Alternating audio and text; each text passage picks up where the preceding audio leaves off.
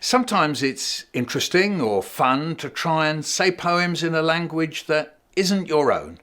So this poem is in French. It's called Le Pont Mirabeau by a poet called Apollinaire. I'm not French, so this is me trying to say a poem in French. Here we go. Sous le pont Mirabeau coule la Seine et nos amours. Faut-il qu'ils m'en souviennent, la joie venait toujours après la peine. Vienne la nuit, sonne l'heure, les jours s'en vont, je demeure. Les mains dans les mains restons face à face, tandis que sous le pont de nos bras passent des éternels regards, l'onde s'y lasse.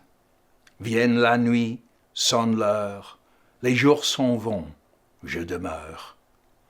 L'amour s'en va comme cette eau courante, l'amour s'en va comme la vie est lente et comme l'espérance est violente.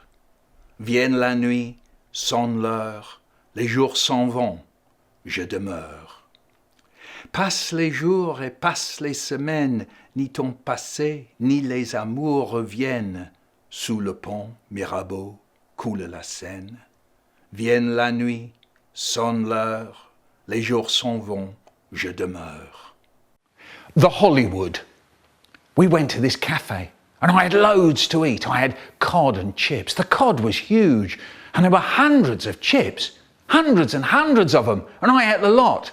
Then Mum said, anyone want any afters? And we looked to see what there was. There was apple pie, don't like that.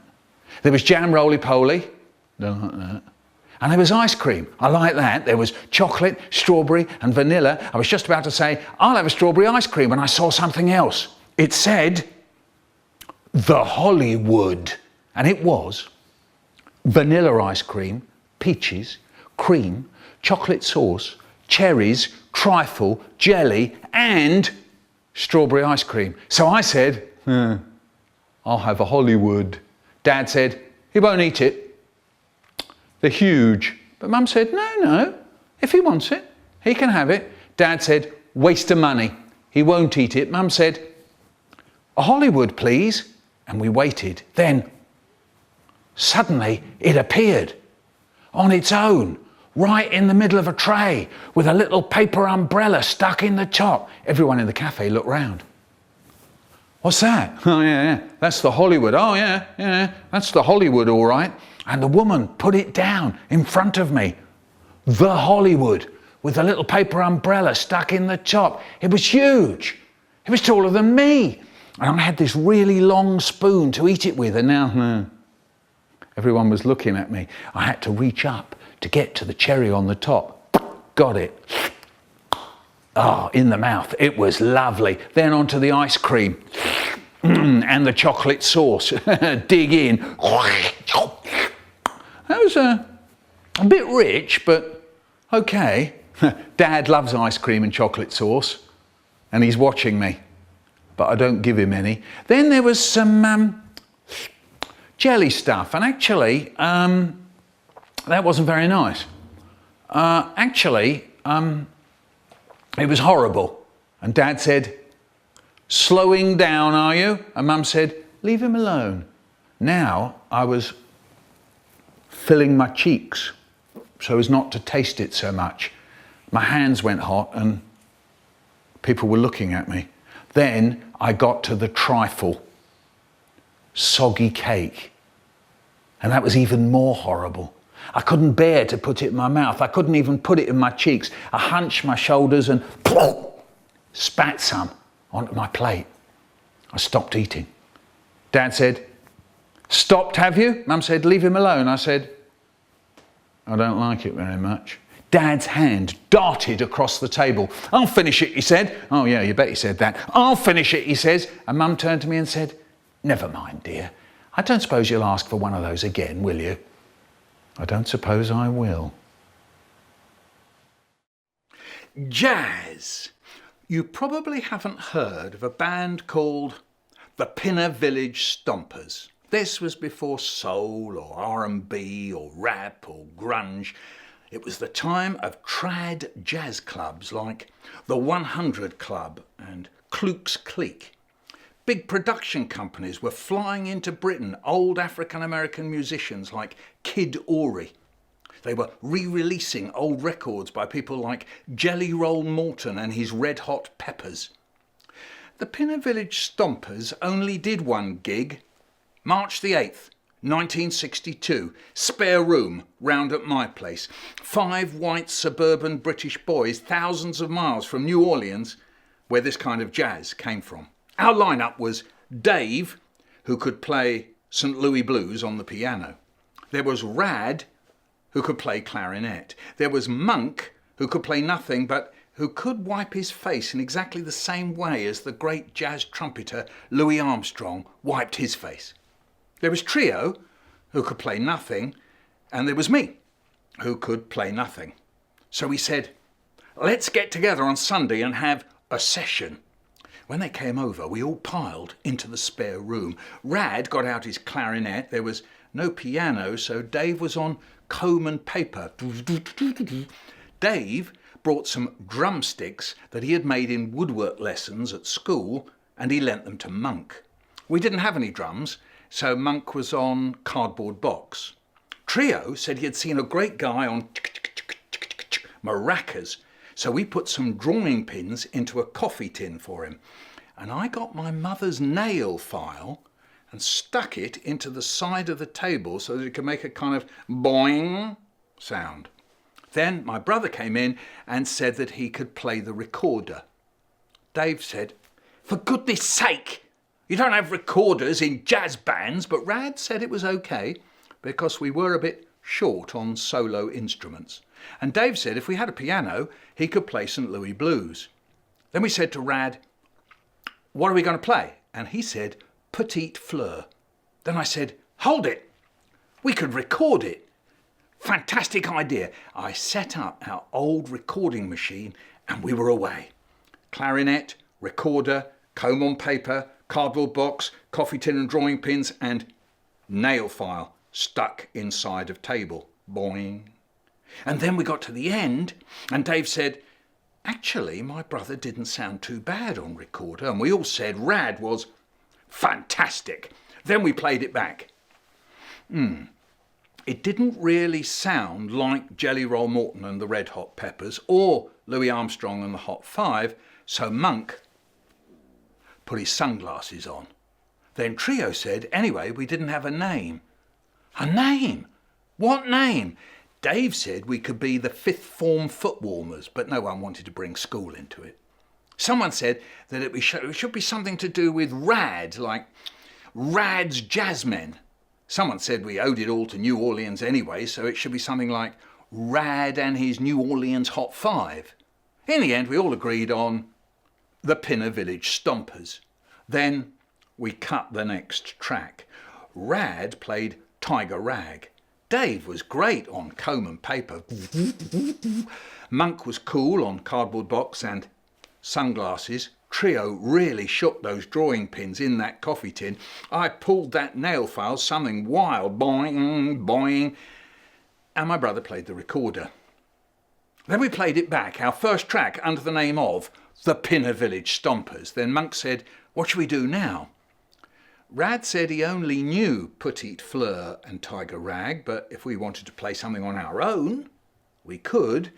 Dave said if we had a piano, he could play St. Louis Blues. And Monk said, "You know something, Dave?" "What?" "If we had a piano, you could play St. Louis Blues." And Dave said, I know I could." And Monk fell about laughing. So we played back both numbers again, the soaring clarinet, the wailing recorder, the gutsy comb and paper, the urgent cardboard box and sunglasses, the biting coffee tin and drawing pins, and the nail file. Boing. What could you say about that nail file? Then we called it a day. The session was over. What with one thing and another, we never got it together again. Dave took up drumming on classroom tables. Monk bought a hat. Trio met the American star Pat Boone at his church. Rad played Mozart in the school orchestra. My brother went out and bought a geological hammer. And here's me. There'll never be another band like it. Sunday, March the 8th, 1962, spare room round at my place. historic. Clever cakes and other stories. The Jester and the King. For many years, Matenko had been the jester of King Jan of Poland, entertaining the king and his court with jokes, tricks and funny faces. But now, Matenko was growing old, and people no longer laughed at his jokes. Rheumatism made it hard for him to turn somersaults. His face was so wrinkled that he could no longer make it look funny, and his memory was becoming so bad that he could no longer learn new jokes. Finally, the king decided that he must get a new court jester. He called Matenko and said, "The Queen and I are very, very sorry, Matenko, but you are getting old. It is time for you to retire. Take this purse of gold pieces and go and live in a little cottage which I've had built especially for you in the village where you were born." Matenko was heartbroken. Sadly, he and his wife, Wanda, carried their belongings from the great court to the humble little cottage the king had given them. There were not many gold pieces in the king's purse, and soon they had almost no money left. "How can I earn a living?" wondered Matenko. "Telling jokes is the only trade I know." He looked for work in the village, but the only jobs to be had were sweeping floors, digging ditches, or collecting potatoes. And his rheumatism was too bad to allow him to do any of these. Wanda also tried to find work, but there was no one in the village rich enough to pay someone else to do the cooking or washing for them. At last, the two old people were starving. "There's nothing else to do, my dear, but lie down and die," Matenko said in despair one day. Then suddenly, he had an idea. "Wait, there's just one chance that we may not have to starve. Wanda, my good wife, trust me and do just as I tell you." Then Matenko explained the plan to her. That very evening, Wanda put on her best clothes and chopped a raw onion so that tears ran down her wrinkled cheeks. Then she went to the palace to see the queen. Your Majesty," Wanda sobbed, "my poor Matenko, my poor Matenko is dead." The queen felt very sorry indeed for the poor old woman and gave her a purse full of gold coins to pay for the funeral and to buy food for herself. Still sobbing, Wanda thanked the good queen and came home. "We have 50 gold pieces! Hurrah!" cried Matenko, and he danced about the little cottage as he counted the coins in the queen's purse. First thing in the morning, Matenko chopped a raw onion and went to the palace to see the king.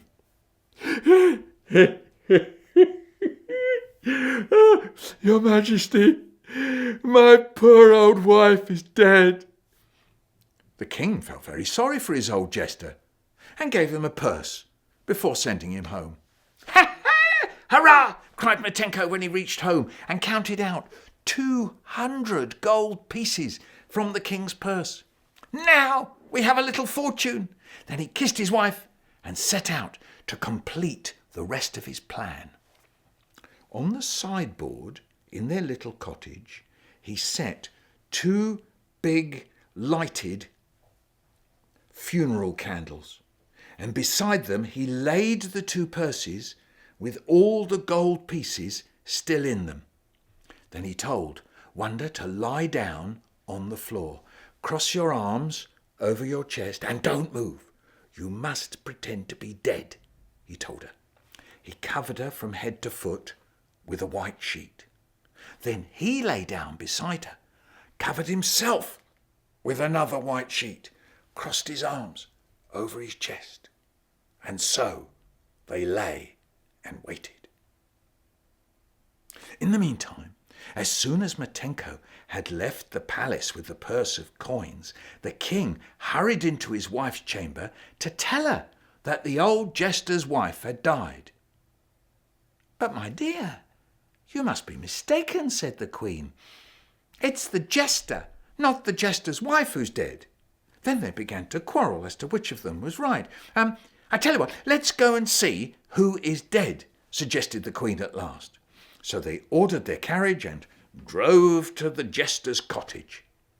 When they knocked and walked into the little cottage, they found the candles lit, their purses on the sideboard, and the two old people covered with white sheets. Obviously, Matenka and Wenda were both dead. But which of them died first? Asked the queen. "It must have been Matenko." "No, it must have been Wanda," said the king. They began to quarrel again when Matenko jumped up from under his sheet and said, "Your Majesty, my wife died first, but I was dead before her." You old rascal," laughed the king and queen at the same time, too glad to find the old couple still alive to be angry. And when they tearfully explained that they'd pretended to be dead because they'd been starving, the king and queen felt very much ashamed. At once they promised to send money to Matenko and Wanda whenever they needed it. The old jester and his wife lived comfortably for many years. Every now and then Matenko used to say to Wanda, "You see, my dear, even an old jester can sometimes play a clever trick." Well, with me today is Francesca Simon, author of, as you may know, the great Horrid Henry books. Look at that great big stack I've got there, Francesca, all owned by my son, who was very cross that I came away with them. Let's say I'm somebody who wants to write a story and a bit like Horrid Henry, but I'm not going to make up, I could make up another Horrid Henry story. I'm sure you know children have said, "Oh, I've made up a Horrid Henry story," and that's great, isn't it? So Horrid Henry goes to space, or Horrid Henry could do anything, couldn't you? Horrid Henry gets in a submarine and he could do any. Horrid Henry rides a dinosaur. Yes, exactly. So we could take Horrid Henry everywhere. So that's one way to write stories off the back of yours. But another one would be to make up another character that would be inspired by you. Absolutely. I mean, the way I came up with all my characters is I think of horrible adjectives. So I always start with the adjective. Like, like rude or sour or moody. So it'd be rude Ruby. Exactly. And then I think of a name to go with it. Yes. Nasty Norma. Yes, I mean, exactly, Yeah. exactly. Or new Nick, so I the new kid in town. Yeah. Fiery Fiona, the bad-tempered girl. Yes. So I have a lot of fun thinking up adjectives. So children could do that. Absolutely, They could spin off from your stories and make up, find an adjective, happy, unhappy, moody, whatever, or steal one of your adjectives, absolutely, make up a character, and then use that to start writing another story. Definitely. And then thinking of a situation and then asking themselves, what would happen if? Yeah, so if we've got Nasty Norma, Nasty Norma's in school, she's being nasty to everyone. Why is she being nasty? What does she want? Why is she being so nasty? Yes. Who can stop her being nasty? Is there someone even nastier who could come? Because the thing is that in our own, we can all write the story of the good child, because that's basically who we are. You know, we come home, we sit down, we have some milk, we eat some biscuits, we do our homework, we watch TV, we brush our, And you want someone who's going to mix this up a bit. So the only stories, for example, where Perfect Peter is featured is when he's out of character. Yes, there's one bit where he wants to be horrible himself, isn't there? He tries to be horrible. I love that one. He wants revenge. Yeah. So you break break that. Yeah. But to start with a character and then ask yourself, if you're trying to create a character, ask yourself questions about the character. Like I said, does the character, does she have brothers and sisters? Yeah. Is she the oldest? Is she the youngest? What does her bedroom look like? You can ask yourself, and when the answers to those questions can really help you build a character. And then the other thing I think that can be really helpful for story writing is to mash two ideas together that you weren't thinking were connected. Oh yeah, So for example, my son had his bar mitzvah, And we spent an entire summer arguing about his writing thank you letters. Have you written your thank you letters? No, I haven't written them. When are you going to write them? Anyway, it was terrible. This went on all summer. And then my husband randomly one day asked me, have you ever thought of Horrid Henry starting a business? And I said, yes, a thank you letter writing business, except in Henry's case, it would be no thank yous. Oh, yes. So yes. Combining the business with the thank you letter only because those were the two things. So if you keep an ideas notebook, which is another big tip, look at your ideas notebook and see if you can mash together two ideas. Completely different. Completely different. Like maybe you want to write about a sports day, but maybe you also like writing about animals. What about an animal sports day? Boom. You want to write a ghost story. What about a ghost family? Yes. You know, so all of these, it makes Or a ghost sports day. Exactly. Yes. Absolutely. Or outer space, whatever you, but to combine two unexpected ideas can make for a really fun story. Because it's quite hard when someone says, right, let's write a story. And you think, I have no ideas. I have absolutely no ideas.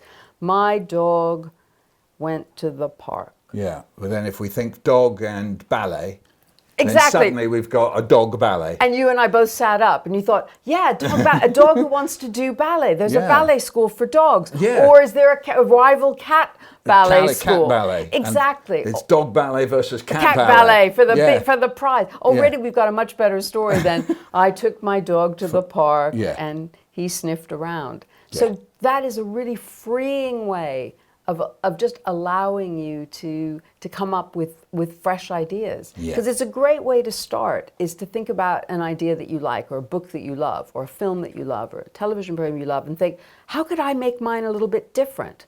Like, let's say you like stories about boarding schools and wizards. That category might have been taken. So you might think, okay, well, what about if it's an alien boarding school? Yes. Or what about if it's a ghost boarding school? So you can start off with something and then make it completely yours. Yeah. Francesca Simon, thanks ever so much indeed. Thank you. It's lovely that Thank you you, came Michael. and talked to us. Now, it'd be great if you subscribed. That is, you become a subscriber. Look out for the subscribe button. What happens, you see, is that I make new vids every few months, and then I post them up one a week. So if you subscribe, you get to see the new ones just as they come hot off the press.